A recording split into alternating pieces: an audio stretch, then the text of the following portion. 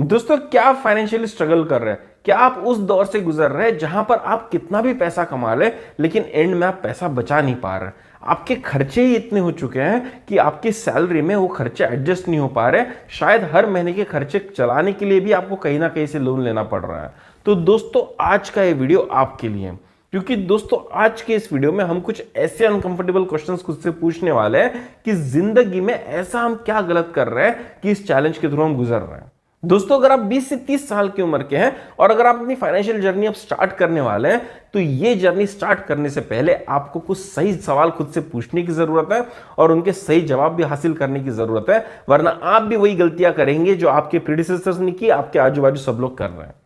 उसी तरह से दोस्तों, अगर आपके बच्चे कमाने लग गए लेकिन आप उनको फाइनेंशियली स्ट्रगल करते हुए देख रहे हो, तो दोस्तों हो सकता है जिंदगी में आपने उनसे गलत फाइनेंशियल सवाल पूछे और इसीलिए आज जो स्ट्रगल कर रहे हैं। तो हमारी गलतियां कहां हुई और हम आगे जाकर वो गलतियां किस तरह से अवॉइड कर सकते हैं, उसके ऊपर दोस्तों खुद को आज हम कुछ ऐसे अनकंफर्टेबल क्वेश्चंस पूछेंगे जो शायद हमको बहुत पहले पूछ लेने चाहिए थे, और कोशिश करेंगे कि उन सवालों का सही जवाब ढूंढ सकें। दोस्तों, मेरा पहला सवाल यह है कि स्क्रीन पे जो आपको 3 फॉर्मूले दिख रहे हैं, इसमें से सही फॉर्मूला कौन सा है? दोस्तों, पहला फॉर्मूला आप देख पा रहे हैं वो है expenses equal to income minus saving. जो दूसरा फॉर्मूला आप देख पा रहे हैं वो है savings equal to income minus expenses, और तीसरा फॉर्मूला जो आप देख पा रहे हैं वो है income is equal to expenses plus saving. अब दोस्तों, आप कहेंगे कि मैथमेटिकली तो तीनों फॉर्मूले सही है, तो इसमें फर्क कहां पर है? लेकिन मैं आपको बता दूं, इसमें जो फाइनेंशियल फर्क आपको मैं समझाऊंगा वो आपका फाइनेंस की तरफ देखने का नजरिया हमेशा के लिए बदल देगा। दोस्तों, जो पहला फॉर्मूला हम देख रहे हैं वो है expenses equal to income minus saving. दोस्तों, ये वो फॉर्मूला है जो हर बाप अपने बेटे से चाहता है। मतलब कि अगर कोई बच्चा 20,000 रुपए कमा रहा है तो हर बाप चाहता है कि महीने के स्टार्टिंग में जैसे उसके अपने 20,000 रुपए है, वो उसमें से 5,000 रुपए पहले सेव कर ले और उसके बाद जो 15,000 रुपए बचेंगे उसमें से अपने महीने के खर्चे बचाए।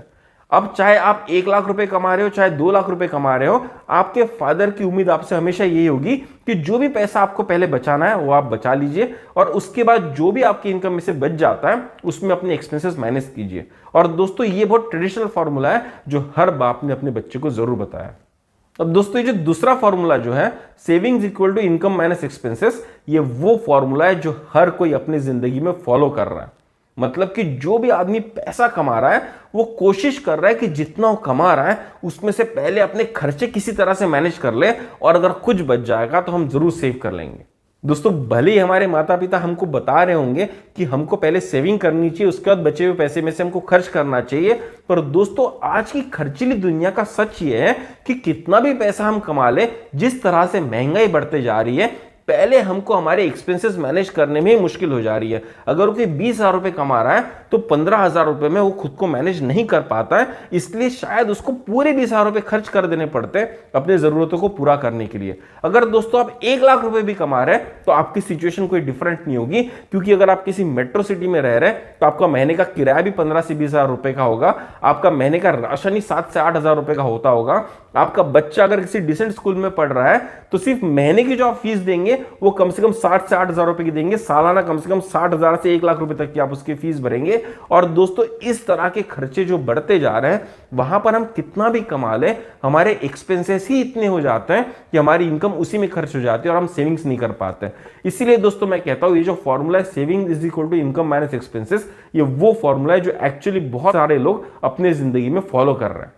तो दोस्तों, फाइनेंस के नजरिए से अगर देखा जाए तो जो पहला फॉर्मूला था, मतलब कि expenses is equal to income minus saving, ये एक्चुअली आइडियल फॉर्मूला है जो हमको फॉलो करना चाहिए। लेकिन जो दूसरा फॉर्मूला है savings is equal to income minus expenses, ये एक्चुअल में हम फॉलो कर रहे हैं, इसके मैं इसको कहूंगा एक्चुअल फॉर्मूला। तो दोस्तों, आप सोच रहे होंगे कि अगर दोनों फॉर्मूले गलत है तो सही वाला फॉर्मूला कौन सा है? तो दोस्तों, सही फॉर्मूला है तीसरा वाला, income is equal to expenses plus saving. अब आप बोलेंगे कि ये कैसे? तो सबसे पहले मैं आपको मैथमेटिकल एनालॉजी दूंगा और उससे आपको एक्सप्लेन करूंगा कि तीसरा वाला फॉर्मूला एकदम सही फॉर्मूला है। दोस्तों, अगर आप साइंस के विद्यार्थी रहे होंगे तो आपने मैथमेटिक्स, फिजिक्स, केमिस्ट्री, बायोलॉजी कभी ना कभी तो जरूर पढ़ी होगी। और दोस्तों, इन सारे साइंसेस में अगर हम कोई भी फॉर्मूला देखें तो तब तक स्टेबल नहीं होता जब तक उस फॉर्मूले का हर टर्म पॉजिटिव नहीं होता।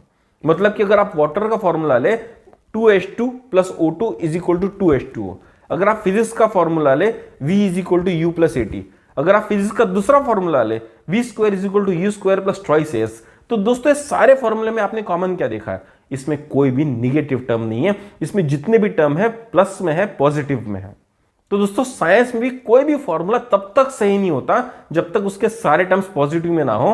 तो दोस्तों जिंदगी में भी ऐसे कैसे हो सकता है कि किसी फॉर्मूले में निगेटिव हो और वो जिंदगी का स्टेबल फॉर्मूला बन जाए?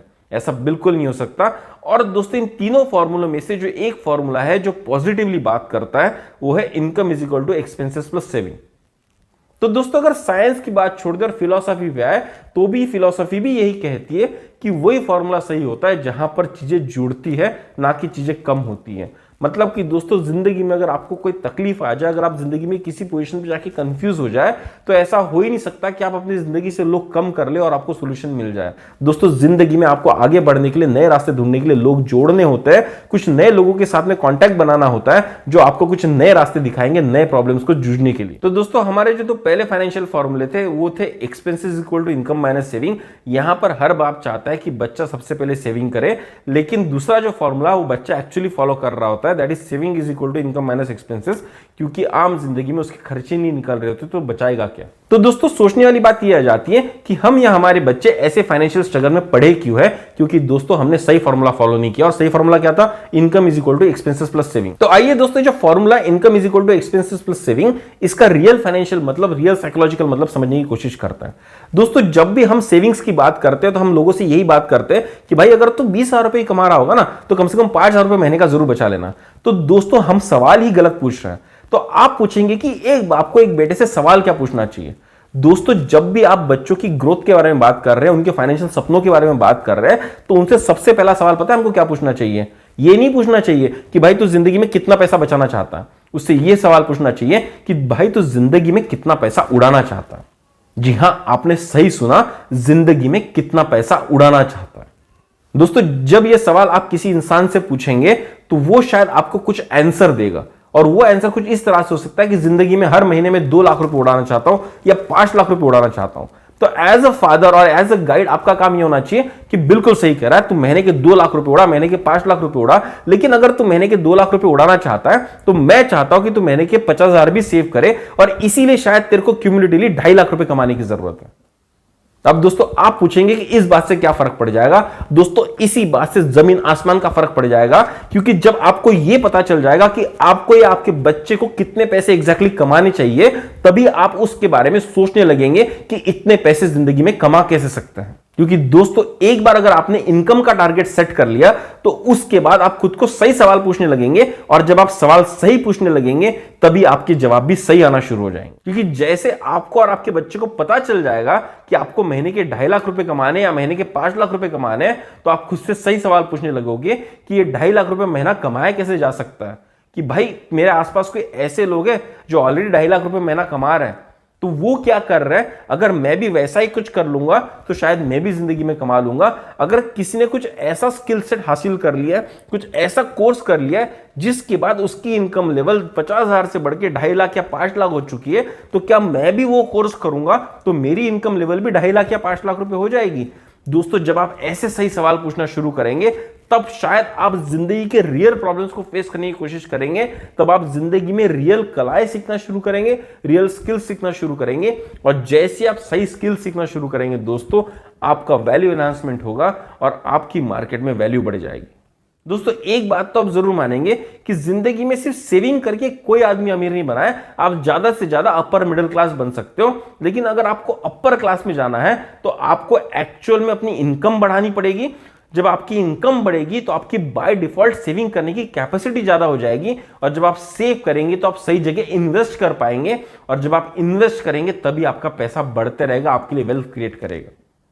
तो दोस्तों इसके बजाय कि हम खुद को या हमारे बच्चों को यह सवाल पूछे कि जिंदगी में अगर तू 20,000 रुपए कमा रहा है तो 5,000 रुपए बचा पा रहा है कि नहीं पा रहा है, अगर तू 1 लाख रुपए कमा रहा है 10,000 रुपए बचा पा रहा है कि नहीं पा रहा है, उसको यह पूछे कि जिंदगी में उड़ाना कितना चाहता है। क्योंकि जब उसके एस्पिरेशंस बढ़ेंगे तब ऑटोमेटिकली वो उसके लिए कोशिश करेगा कि अपने सपने पूरे कर सके। दोस्तों हो सकता है कि यहां तक कि मेरी सारी बातों से आप सहमत ना हो, तो दोस्तों आपके सामने एक और नजरिया मैं रखना चाहता हूं। दोस्तों अगर आप खुद के लिए, अपने बच्चों के लिए कोई सपना देखते हैं तो सपना किस तरह का देखते हैं? क्या आप ऐसा सपना देखते हैं कि वो एक ऑफिस में 8 घंटा काम कर रहा होगा, खुद को बहुत रगड़ रहा होगा, बहुत ऊंची पोस्ट पे बैठा होगा, लेकिन रगड़े जा रहा है, रगड़े जा रहा है, रगड़े जा रहा है और बहुत मेहनत कर रहा है? नहीं दोस्तों, हम जब खुद के लिए, अपने बच्चों के लिए सपना देखते हैं तो हम ये सपना देखते हैं कि मेरे बच्चे के पास में बंगला होगा, गाड़ी होगा, एक बढ़िया सी बीवी होगी, उसके गले में सोने का हार होगा, डायमंड्स का हार होगा। और दोस्तों हम ये जो भी सपने देख रहे हैं, ये सपनों में हम जो भी कुछ देख रहे हैं, ये क्या है? ये सारे हैं दोस्तों खर्चे। तो दोस्तों अगर आपके सारे सपने सिर्फ और सिर्फ खर्चे से रिलेटेड है, तो अगर मैं आपसे ये पूछ रहा हूं कि आप महीने में खर्चा कितना करना चाहते हो, तो मेरा सवाल कहां पर गलत हो जा रहा है? तो दोस्तों जो भी एम्बिशन, जो भी सपने हम रियल लाइफ में हासिल करना चाहते हैं, उसको अगर रियल लाइफ टर्मिनोलॉजी में हम कन्वर्ट करें तो उसका मतलब होता है खर्चा। और दोस्तों जब हमको खर्चे का मापदंड समझ में आ जाता है, तब शायद हम हमारे इनकम का मापदंड भी सही तरह से सेट कर सकते हैं। और जब हम इनकम का मापदंड सेट कर सकते हैं, तभी हम पता कर सकते हैं कि हमको किस तरह के बिजनेस में होना चाहिए, किस तरह का काम हमको करना चाहिए, किस तरह की स्किल सेट हमारे पास होनी चाहिए कि हम उतना इनकम जनरेट कर सकें।